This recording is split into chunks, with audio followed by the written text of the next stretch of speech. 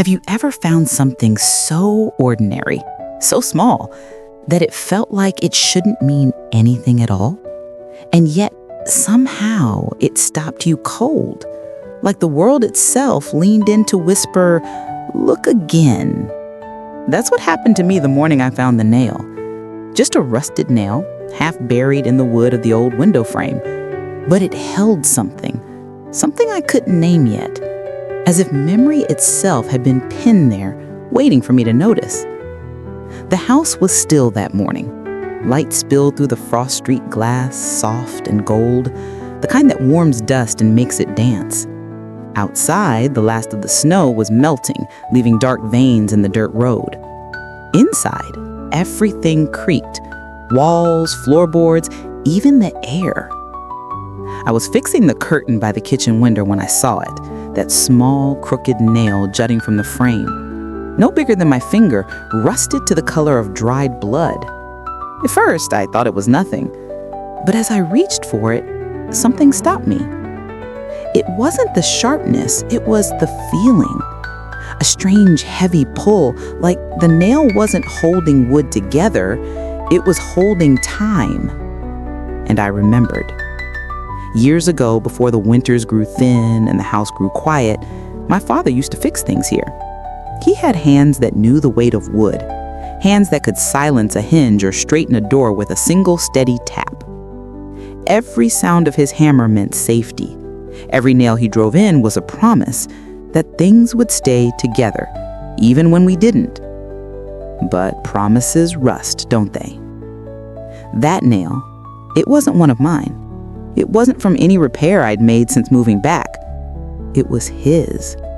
And somehow it was still here, holding the frame, holding me. I pressed my finger against it.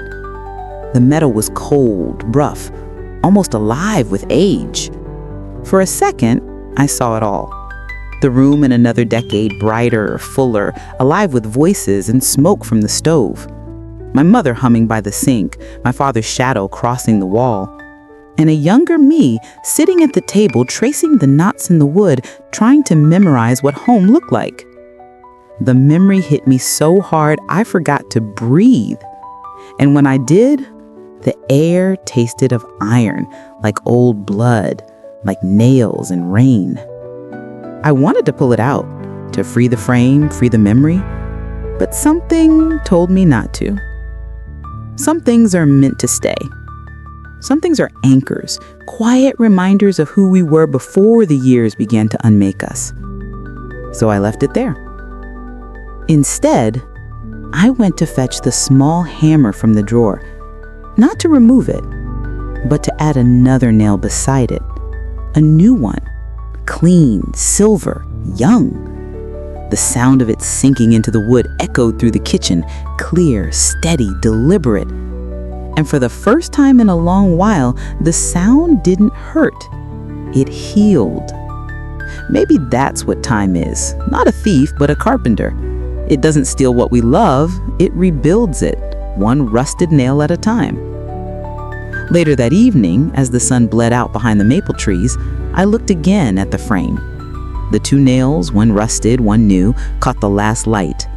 And for a moment, they glowed the same color. The past and the present, side by side. Forgiven. I whispered to the empty room, "I see you." And maybe, just maybe, the house whispered back. I don't know why it moved me so deeply, that single rusted nail. Maybe because it reminded me that not everything broken needs to be replaced. Some things are meant to stay imperfect to remind us where we began. When I closed the curtains that night, the window felt different. The draft was still there, the creak still complained, but beneath it, there was a hum of peace, as if something had been mended inside the house or inside me. And I thought, maybe every home, every heart has a nail like that somewhere, a quiet point of connection between who we were and who we're still becoming. If you listen close, you can almost hear it holding everything together. Next time, I'll tell you what happened after the house went quiet, when the wind stopped speaking and I had to learn, truly learn, what silence teaches. If you've ever listened to silence and wondered what it's trying to say, follow this channel and meet me again in the next story. Because sometimes the quietest rooms tell the loudest truths.